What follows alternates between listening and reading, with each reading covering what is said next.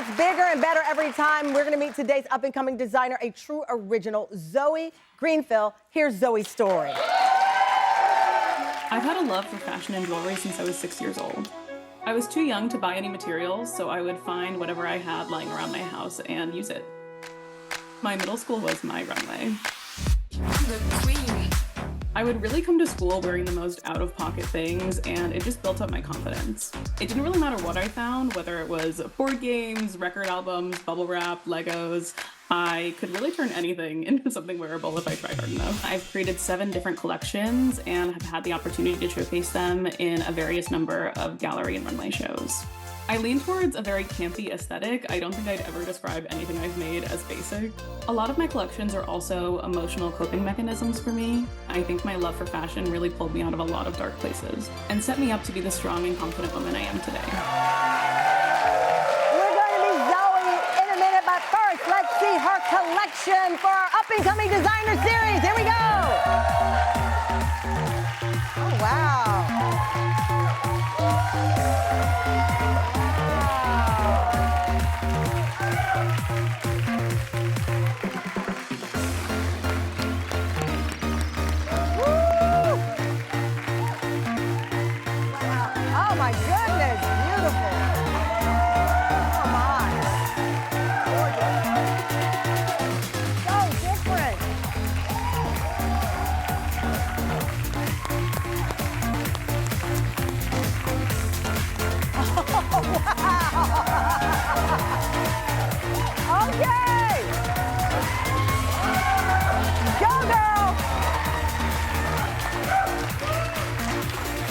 Please welcome our third up-and-coming designer of the week, Zoe Grinfeld. Come on out, here's Zoe.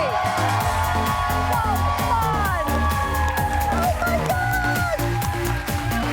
Oh my God.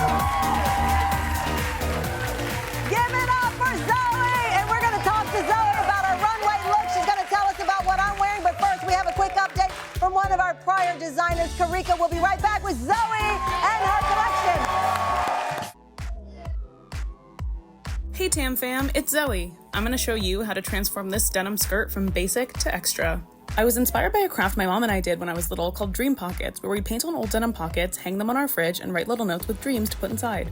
I started by figuring out how many pockets I would need and where to place them on the skirt. Then I got to work painting. You could recreate this and give your old jeans a new life with any fabric paint or embellishments you have at home. I realized I might not have enough time before the show to pull it all together, so I called my mom in for some backup. We painted the rest of the pockets together, and I think they turned out pretty cool. Next, I pinned a couple pockets in place and got started sewing them to the skirt on my machine. I've got a lot of work ahead of me. I can't wait for you to see how this turns out. See you soon. Cute. Oh my gosh, please welcome Zoe to the show. Okay, your runway collection is so adorable, so unique, but you took me out with the dream pockets. That is so sweet. Thank you. Just putting your dreams, what is your dream for your collection? You know, to have it in front of an audience like this. I think I just shout out want to the world to see.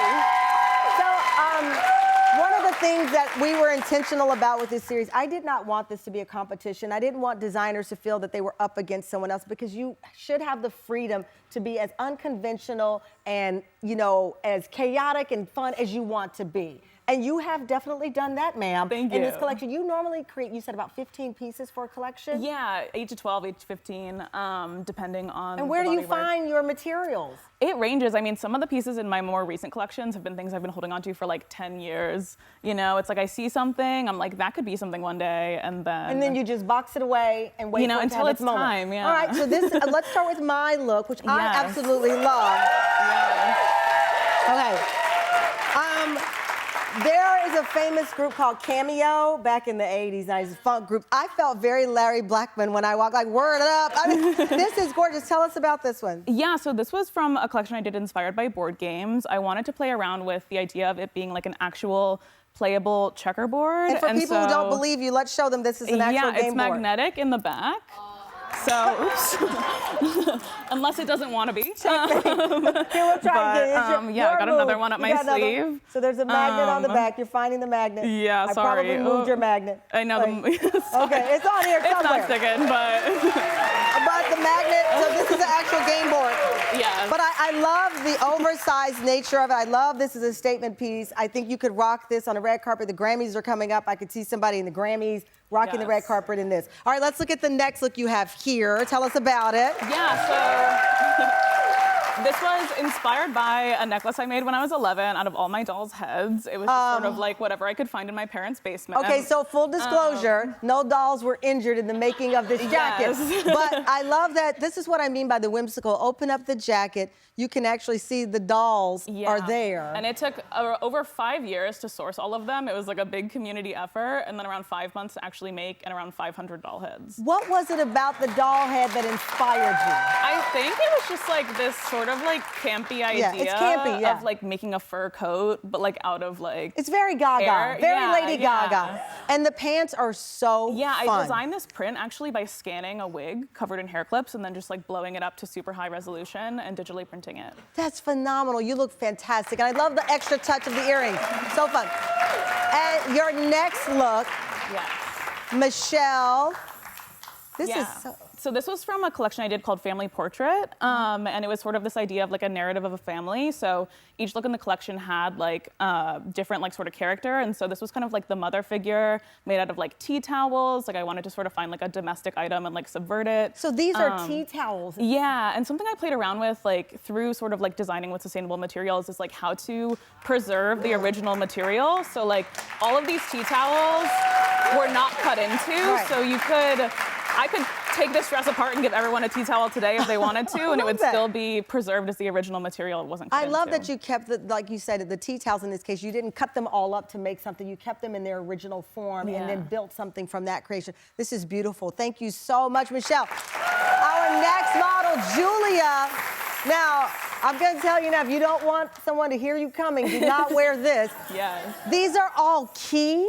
Yeah, so this was from a collection I did that was sort of inspired by the passing of both of my grandmothers. And one of my grandmothers, who I was very close to, was infamous for like jingling her keys whenever we were on the way anywhere. So it was sort of inspired by how the sound of like jingling keys reminds me of her. And that whole collection was really based on coping with the grief of that loss. What a beautiful story. I love that. I love that. And your attention to detail is phenomenal. Even, I have to tell you, you sent the tights for me to wear.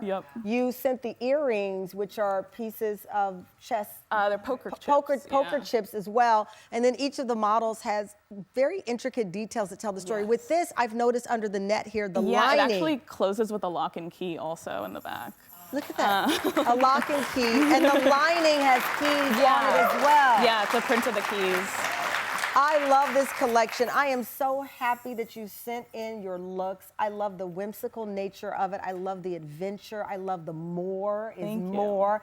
Shout out to Rhode Island's finest right here. And thank you to our beautiful models, Julie, Michelle, and Julia. Thank you, Zoe.